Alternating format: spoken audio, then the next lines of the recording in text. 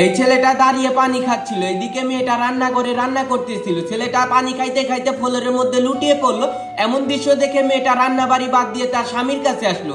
দেখতে পেলো তার স্বামী অসুস্থ হয়ে গেছে, সিরিয়াস। তখনই সে ভয় পেয়ে ফোনটা হাতে নিয়ে ডাক্তারকে ফোন দিল আর তাড়াতাড়ি ডাক্তারকে বাসায় আসতে বললো। তখনই ডাক্তার তাড়াহুড়া করে বাসায় আসলো এবং ছেলেটাকে ভালো করে চেক আপ করলো। দেখতে পেলো তার সিরিয়াস অবস্থা। তখনই ডাক্তার তার বউকে ডাক দিল এবং বলতে লাগলো, আপনার স্বামীর প্যারালাইসিস হয়েছে, তাকে তাড়াহুড়া করে চিকিৎসা করতে হবে, না হলে অনেক বড় ক্ষতি হয়ে যাবে। তখনই বললো যে কি চিকিৎসা করেন আপনি? বললো চিকিৎসা করলে 5 লক্ষ টাকা লাগবে।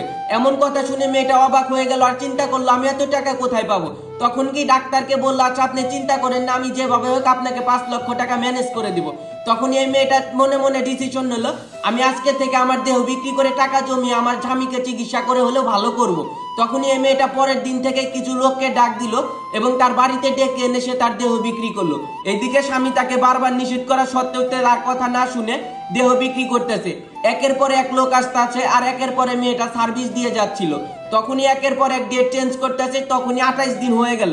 এইদিকে স্বামী মন খারাপ করতেছে এবং কান্না করতেছে, তাকে নিষেধ করতে পারতেছে না। মেয়েটারও ইচ্ছা হচ্ছে না, তবুও সে জোর করে হলেও এইগুলা কাজ করতেছে, কারণ তার স্বামীকে রক্ষা করতে হবে।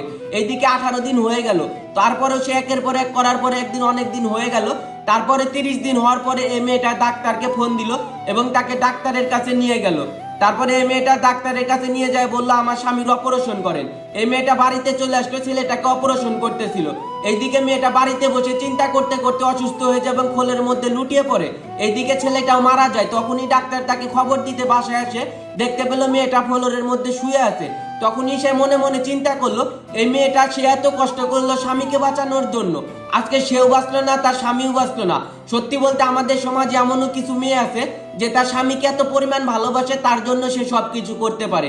এই ভিডিওটা ভালো লাগলে অবশ্যই শেয়ার করে পাশে থাকবেন।